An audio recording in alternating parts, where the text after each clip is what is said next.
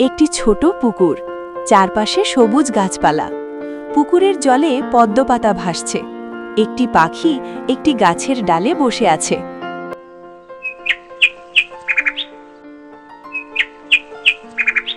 একটি পিঁপড়া পুকুরের ধারে হেঁটে বেড়াচ্ছে। হঠাৎ তার পা পিছলে যায় এবং সে জলে পড়ে যায়। বাঁচাও, বাঁচাও, আমি ডুবে যাচ্ছি, কেউ কি আছো? পাখিটি ডাল থেকে নিচে তাকিয়ে দেখে একটি পিঁপড়া পানিতে পড়ে গেছে। ও, ছোট্ট পিঁপড়াটি জলে পড়ে গেছে, তাড়াতাড়ি কিছু করতে হবে। পাখিটি ঠোঁট দিয়ে একটি ছোট পাতা ছিঁড়ে নিয়ে জলে ফেলে দিল। এই পাতা ধরো পিঁপড়া ভাই, তুমি এইটার উপর উঠে পড়ো। পিঁপড়া সাঁতরে পাতার কাছে যায় এবং পাতার ওপর উঠে পড়ে। উফ, বেঁচে গেলাম। ধন্যবাদ পাখি ভাই, তুমি না থাকলে আমি তো ডুবেই যেতাম।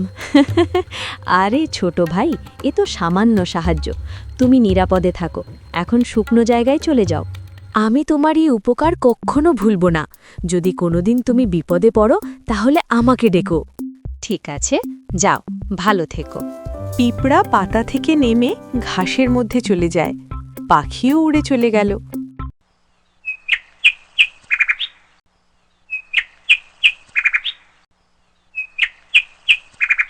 একটি খোলা মাঠ, দূরে কয়েকটি গাছ। সেই পাখিটি মাঠের মাঝখানের একটি গাছে বসে আছে। পাশের গাছের আড়াল থেকে একজন শিকারী ধীরে ধীরে এগিয়ে আসে। তার হাতে একটি ধনুক আছে। আহা, একটি সুন্দর পাখি।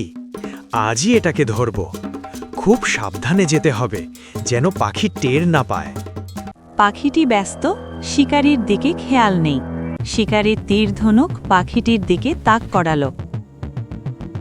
ওই যে আমার পাখি বন্ধু, আর ওই দেখি একজন শিকারী। ও না, পাখি বন্ধুটি বিপদে আছে, তাকে বাঁচাতে হবে। পিঁপড়া দ্রুত দৌড়াতে থাকে শিকারীর পায়ের কাছে।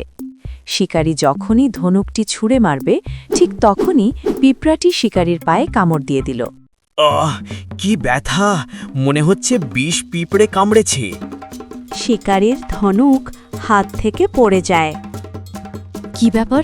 শিকারী, আমি বিপদে আছি, পালাতে হবে। পাখি দ্রুত উড়ে চলে যায়।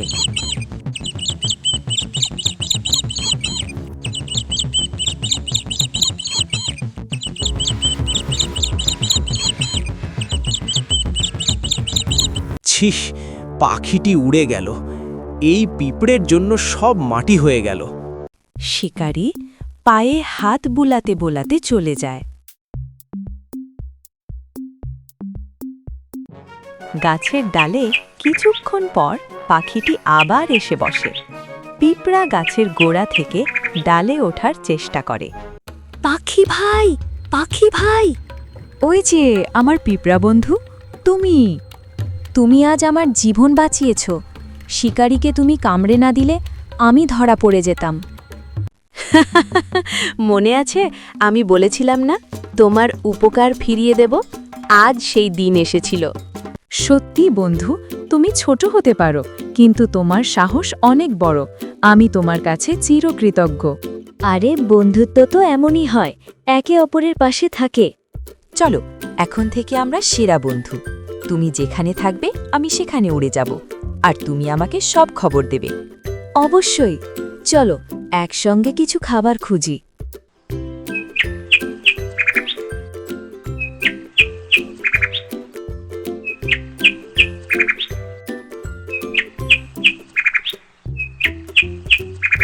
এরপর পাখি ও পিঁপড়া একসঙ্গে হাঁটতে থাকে।